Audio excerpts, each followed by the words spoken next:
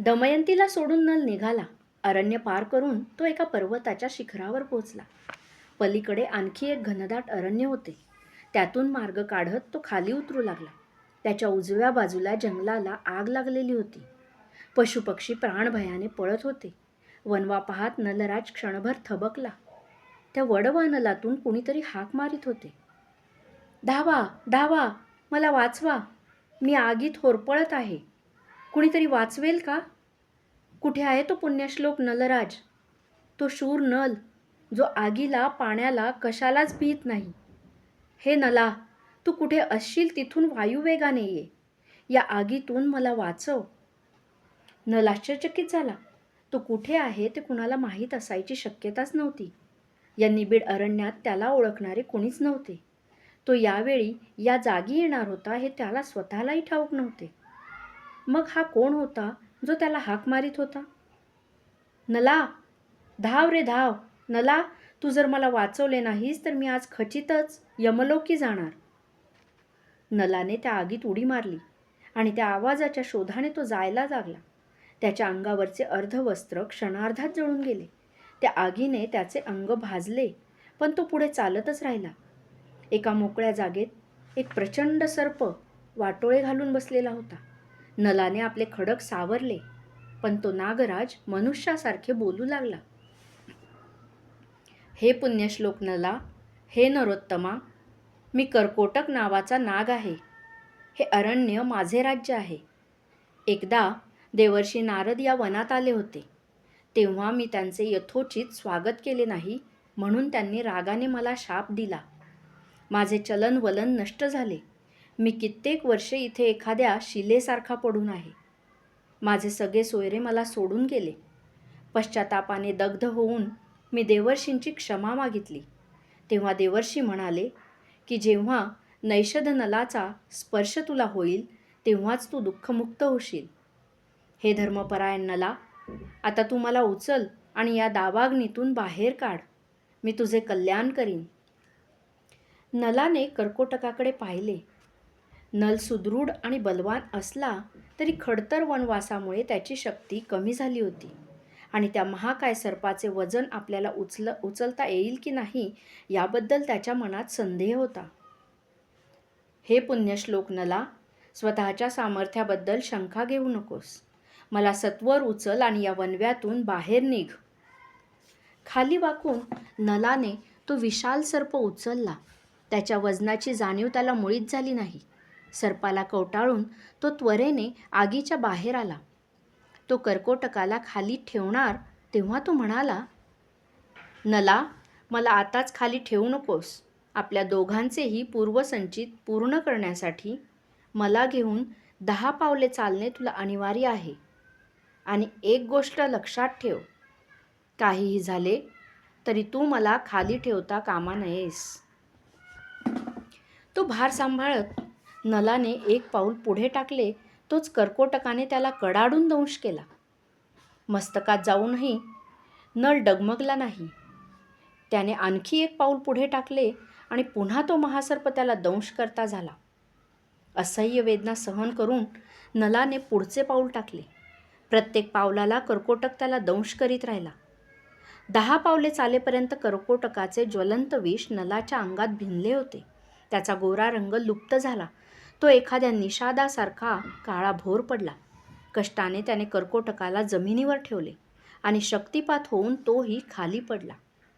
श्वास परतल्यावर नल म्हणाला, हे नागपते, तुझ्या विनंतीप्रमाणे मी तुला आगीतून वाचवले. तू माझे कल्याण करणार होतास, पण तू मला 10 वेळा दंश केलास. तुझ्या दुष्कृत्याबद्दल मी तुला ठार करायला हवे, पण तुझ्या विषामुळे मी गलित गात्र झालो आहे. मी आता निश्चितच मरणार. माझी प्रिय पत्नी दमयंती आता गतधवा होणार. मलूल होऊन नल पडून राहिला. कर्कोटक म्हणाला, नैषध नला, कष्टी होऊ नकोस. मी तुला दंश करायची 2 कारणे आहेत.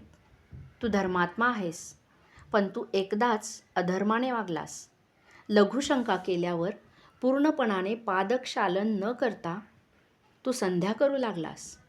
तो अपराध साधून त्या दुष्ट कलीने तुझ्या अंगात प्रवेश केला. त्यानेच तुला द्यूत खेळायला उद्युक्त केले. त्यानेच द्वापराला द्यूताच्या फाशांमध्ये ठेवून प्रत्येक दान तुझ्या विरुद्ध जाईल अशी व्यवस्था केली. त्यानेच तुला दमयंतीला अरण्यात सोडून निघून जायची प्रेरणा दिली. मी तुला वारंवार दंश केला. माझे विष तुझ्या अंगात भिनलेले आहे, पण त्याचा त्रास तुला होणार नाही. तुझ्या शरीरात बसलेला कली मात्र या विषाने ग्रासून राहील. त्याला क्षणोक्षणी असंख्य वेदना होत राहतील. तो तळमळत राहील. माझ्या विषामुळे तुझे रूप बदलून गेले आहे. तुझा गौरवर्ण जाऊन आता तू काळा पडला आहेस. तुला कुबड येईल. नल म्हणून तुला कुणीच ओळखू शकणार नाही. यापुढे तू प्रत्येक विषारी वनस्पतीपासून आणि प्राण्यापासून सुरक्षित राहशील. दंश झालेल्यांचे विष तू केवळ स्पर्शाने उतरवू शकशील. तुला अपूर्व शक्ती येईल. तू अन्न पाण्या वाचून राहूनही बलिष्ठ राहशील. निद्रा न घेताही तू सदैव सावधान राहशील. कलियुगात तुझे आणि माझे जो एकत्र नाव घेईल त्याला कली अपाय करू शकणार नाही. मी तुला 2 वस्त्रे देत आहे. हे वस्त्र तू आताच परिधान कर. हे कधीच मलिन होणार नाही. हे वस्त्र नेसल्यावर तू सर्व संकटांपासून सुरक्षित राहशील. हे दुसरे वस्त्र तू जपून ठेव. आज तू एखाद्या निषादासारखा कृष्णवर्णी आणि कुरूप दिसत आहेस, पण जेव्हा तू हे वस्त्र परिधान करशील तेव्हा तुझे मूळ रूप तुला परत मिळेल. आता तू हे अरण्य ओलांडून पलीकडच्या अयोध्या नगरीत जा. तिथे ऋतुपर्ण नावाचा राजा आहे. तो द्यूतात निष्णात आहे. तू बृहदश्व ऋषीकडे अक्षविद्येचे शिक्षण घेतले आहेस. बृहदश्व ब्राह्मण असल्यामुळे सरळ द्यूतात तो निपुण आहे, पण कूटद्यूतामध्ये त्याची काहीच गती नाही. जर प्रतिस्पर्धी कूटनीती अवलंबत असेल तर ते कसे ओळखावे आणि त्याचा कसा प्रतिकार करावा या कौशल्यात ऋतुपर्णाचा हात कोणीच धरू शकत नाही. ऋतुपर्णा गणितज्ञसुद्धा आहे. ब्रह्मदेवाजवळ त्याने गणितशास्त्राचे अध्ययन केले आहे. त्याला घोड्यांची फार आवड आहे. उत्तमोत्तम अश्व त्याच्या पागेत आहेत, पण त्याला अश्वविद्या येत नाही. त्या विद्येत तू पारंगत आहेस. तुझे आयुर्वेदाचे ज्ञान सखोल आहे. तू पाकशास्त्रातही निष्णात आहेस. ऋतुपर्णाला उत्तमोत्तम खाद्यपदार्थ रोज लागतात. त्याच्याजवळ 6 सहस्त्र पाकशास्त्रे आहेत, पण त्या सर्वांहून तू श्रेष्ठ आहेस ते मला माहीत आहे. तू ऋतुपर्णाकडे चाकरीला लाग. त्याला अश्वविद्या शिकव आणि त्याच्याकडून अक्षविद्या शिकून घे. तुला तुझे राज्य परत मिळविण्यासाठी त्याची आवश्यकता आहे. पुण्यश्लोक नला, तू आता कालक्षेप न करता मार्गस्थ हो. तुझे कल्याण असो. नागराज कर्कोटक तिथून निघून गेला. कर्कोटकाने दाखवलेल्या मार्गाने जात नैषद नल 6व्या दिवशी अयोध्या नगरात पोचला. त्याचे भीषण रूप पाहून सीमेवरचे द्वारपाल त्याला आत जाऊ द्यायला तयार होईनात. नल बराच वेळ तिथे उभा राहिला. त्याला तहान लागली. समोर पाण्याचा हंडा होता. नलाने द्वारपालाला पाणी मागितले. त्याने मोठ्या अनिच्छेने एक भांडे अर्धवट भरून नलाला दिले. ते पाणी अगदी गढूळ होते. नल म्हणाला, द्वारपाला, हे पाणी इतके मचूळ आणि मातकट का आहे? पांथस्ता, गेली 2 वर्षे पाऊस फार कमी झाला आहे. खोल विहिरी खणून आम्ही पाणी काढतो, त्यामुळे पाण्याची चव अशी लागते. हे द्वारपाला, तू जर मला एखादी रिकामी घागर दिलीस तर मी तुला शीतल आणि मधुर जल देऊ शकतो. तू काय मायावी जादूगार आहेस काय? महाराजांच्या पदरी अनेक जादूगार आहेत, पण ते अशी जादू करू शकत नाहीत. अनिच्छेने द्वारपालाने एक रिकामी घागर समोर ठेवली. नलाने त्या घागरीच्या तोंडावरून हात फिरवला.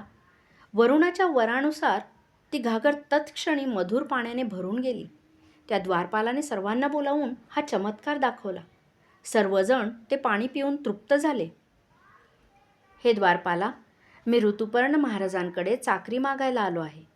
मी उत्तम पाकक्रिया करतो. हे पांथस्था, तुझ्या हातचा चमत्कार आम्ही आताच पाहिला आहे. तू सुखाने आत जा. नैषद नल अयोध्या नगरीची शोभा पाहत राजप्रासादापाशी गेला.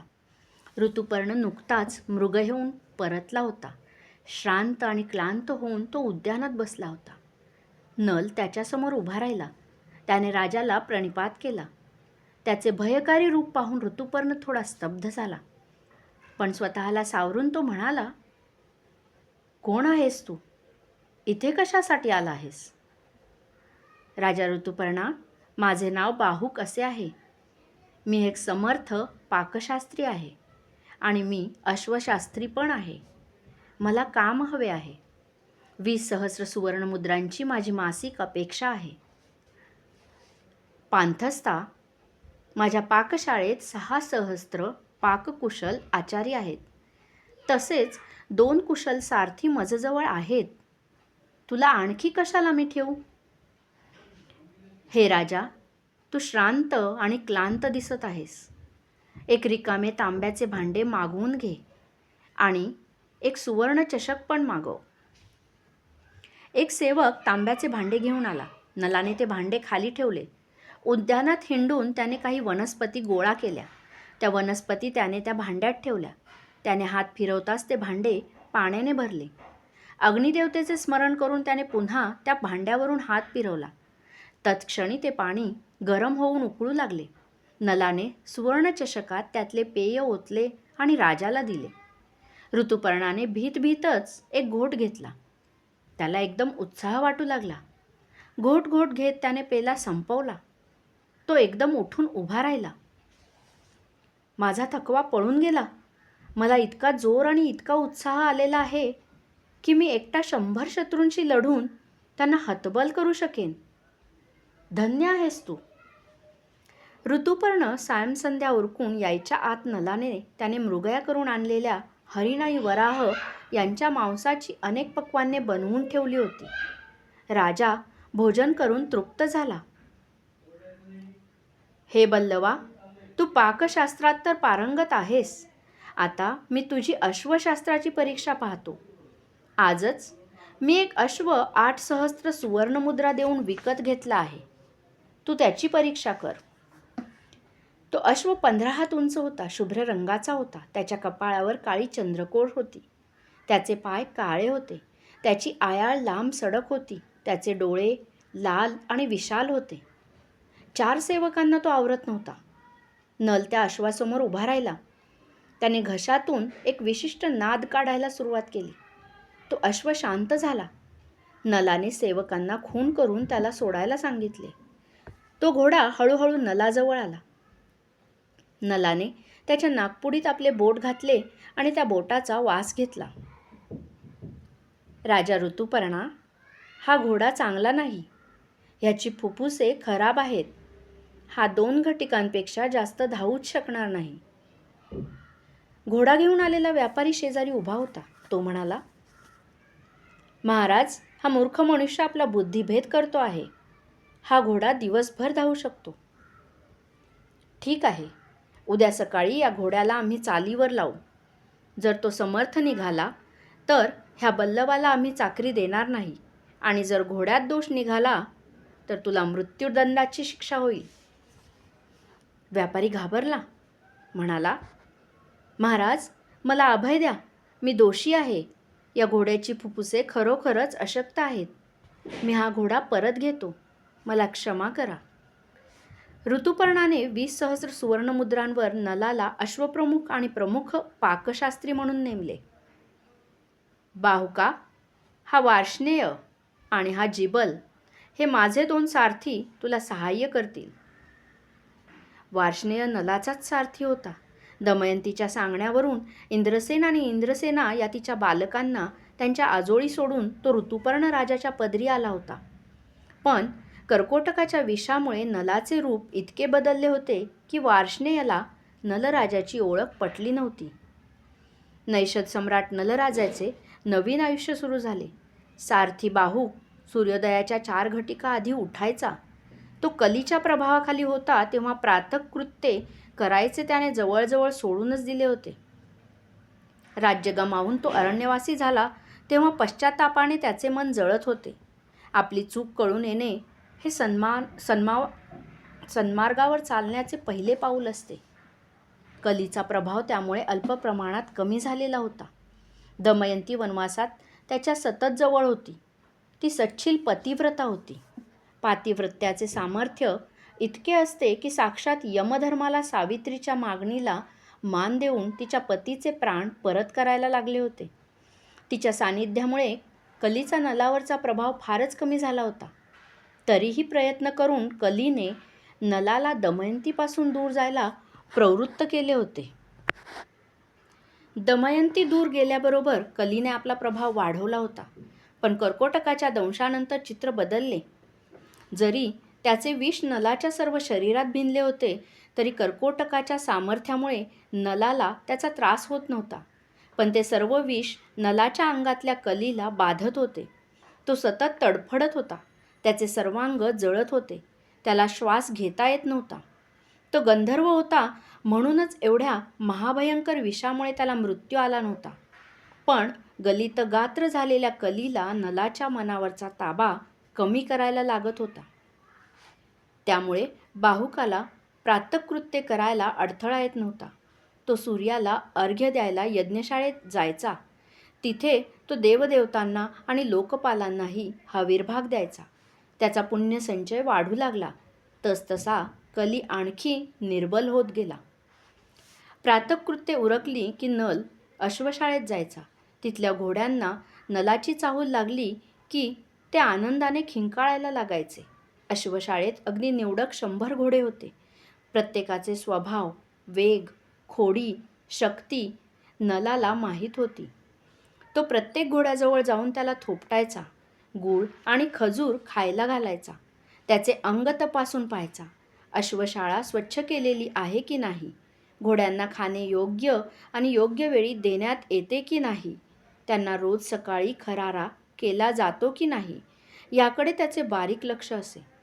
घोड्यांची न्याहारी झाली की मगच बाहूक फलाहार करीत असे. उन्हे वाढायच्या आधी तो घोड्यांना रिंगणावर घेत असे.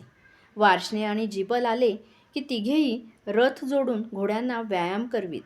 उन्हे उतरली की मृगया आणि युद्धासाठी वापरण्यात येणाऱ्या घोड्यांचा नल सराव घेत असे. दिवसभर नल कामात बुडलेला असायचा. संध्याकाळी स्नान करून स्वस्थ बसला की मात्र त्याला उदास वाटायचे. इतर सारथी आणि अश्वशाळेतील कर्मचारी एकत्र बसून गप्पागोष्टी करीत, सारीपाट खेळत, वारुणीचा आस्वाद घेत. पण नल मात्र दूर एकटाच राहायचा. एक दुःखभरीत गाणे गायचा. एक दिवस वार्ष्णेय त्याला म्हणाला, बाहुका, हे तू कोणते गीत म्हणतोस? किती करुण गीत आहे, आणि ते म्हणताना तुला अश्रू आवरत नाहीत. काय आहे ते गाणे? वार्ष्णेया, एका अभागी पतीचे ते गाणे आहे. वेडाच्या झटक्यात तो आपल्या रूपवती पत्नीला अरण्यात सोडून निघून जातो. मग त्याला खेद होतो, दुःख होते. त्याच्या पत्नीचे काय झाले ते त्याला कळत नाही. तिला एखाद्या हिंस्र पशूने खाल्ली तर नसेल? कुण्या व्याधाने तिला भ्रष्ट केली नसेल ना? कुण्या कामांध राजाने तिला अंतपुरात तर कोंडली नसेल ना? अशा अनेक शंकांनी तो व्याकुळ होतो. बाहुका, हे गाणे तू इतक्या तन्मयतेने म्हणतोस की जणू काही तुझीच पत्नी अशी हरवलेली असावी. नलराजाचा शोक दर रात्री संगीतबद्ध व्हायचा. नल आणि पुष्कर यांचे द्यूत सुरू झाल्याची वार्ता विदर्भराज भीमसेनाला लागली तेव्हा पुष्कर आपले सर्वस्व गमावून बसेल अशी भीमसेनाची खात्री होती. पण जसजशी नलाच्या पराभवाची वार्ता येऊ लागली तेव्हा तो अस्वस्थ झाला. दमयंतीने आपली मुले त्याच्या घरी पाठवली तेव्हाच त्याने आपले सेनापती आणि एक सैन्य दल निषद देशाला पाठवले होते. पण अमात्य पोहोचायच्या आधीच नलराजा परागंदा झाला होता. निषद देश पुष्करने अक्षक्रीडेत जिंकला असल्यामुळे भीमसेनाला निषधावर आक्रमण करणे योग्य वाटले नव्हते. त्यामुळे सेनापती सेना घेऊन परतले. भीमसेनाने अनेक सैनिक सर्व दिशांना पाठवून नलाचा तपास केला, पण त्याचे सैनिक हात हलवत परत आले होते. मग त्याने अमात्याला बोलावले. अमात्य, त्या दुष्ट पुष्करने कपटाने नलराजाला द्यूतात हरवून त्याचे राज्य बळकावले. माझ्या सुकुमार कन्येला घेऊन कुमार नल परागंदा झाला. ती दोघे कुठे गेली ते कुणालाच कळत नाही. मी सैनिकांना सर्व दिशांना पाठवले, पण त्यांचा सुगावा लागलेला नाही. मला असे वाटते की या कामासाठी काही ब्राह्मणांची निवड करावी. ब्राह्मण जात्यात चौकस असतात, त्यांची नजर तीक्ष्ण असते, त्यांची जीभ गोड बोलते आणि ते कुणाच्याही घरात जाऊ शकतात. ज्योतिष विचारण्यासाठी पुष्कळजण त्यांच्याकडे जातात. त्यांच्याकडून हवी ती माहिती ब्राह्मण घेऊ शकतो. तर आता तुम्ही काही चाणाक्ष ब्राह्मण निवडा आणि त्यांना चारही दिशांना पाठवा. हा विचार योग्य आहे राजन. या कामाला योग्य असा माझ्या ओळखीचा एक पुरोहित आहे. त्याचे नाव सुदेव.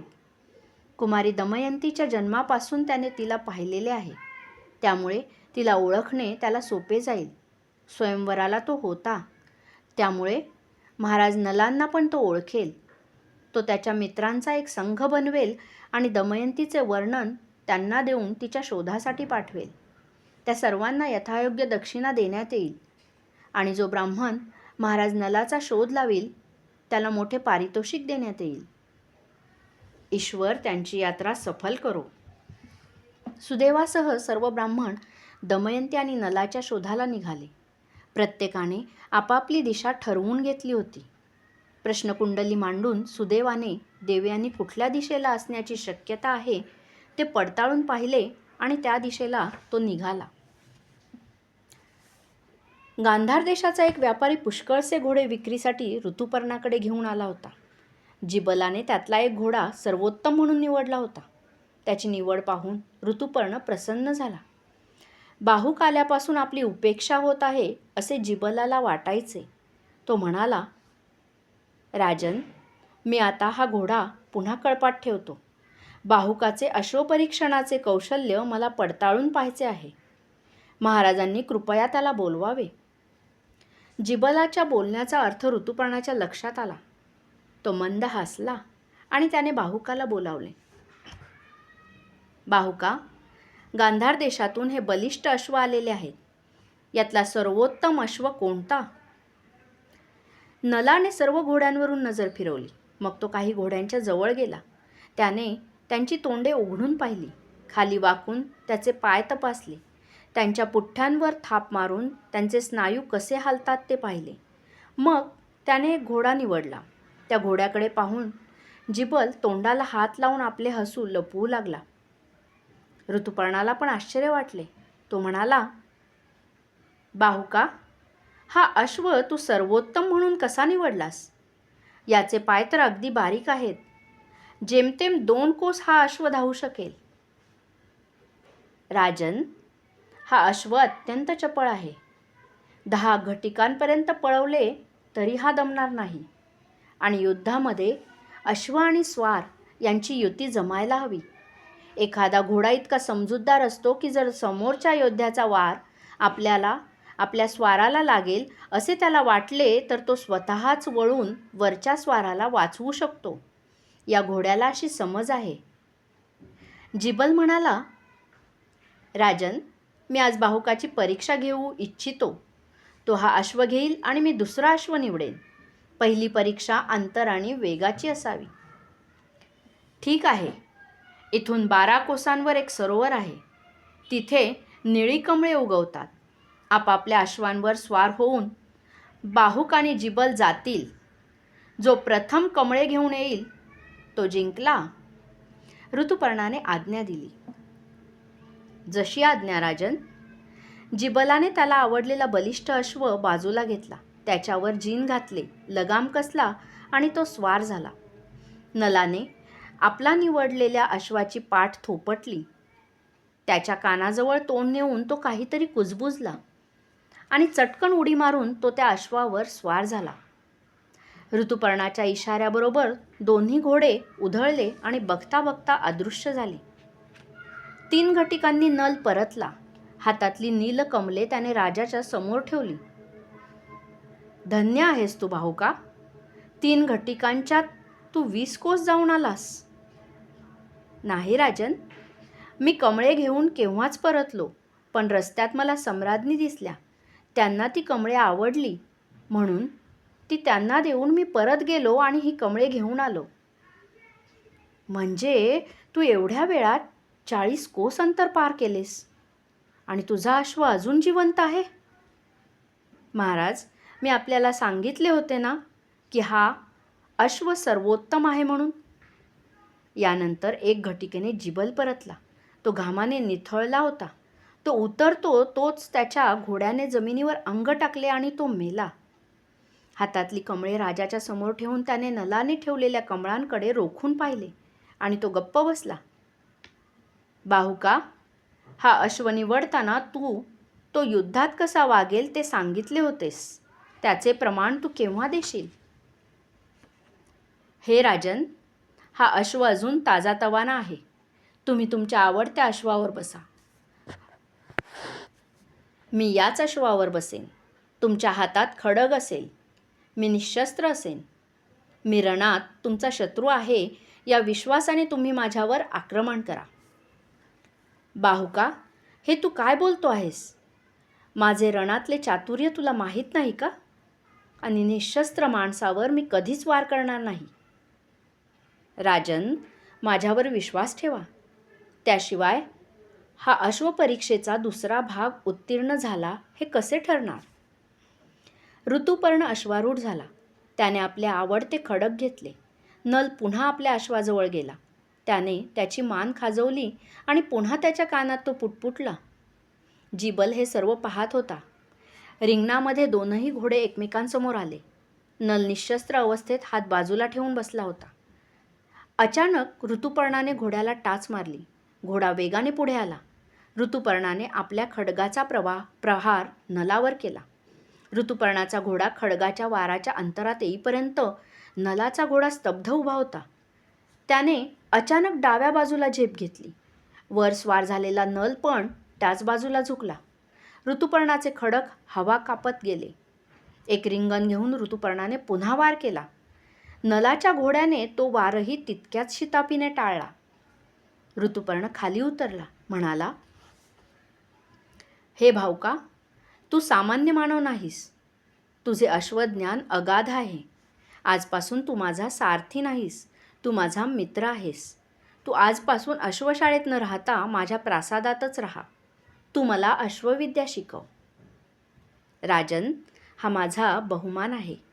मी तुम्हाला निश्चितच अश्वविद्या शिकवीन, पण त्याचे मोल मला मिळाले पाहिजे.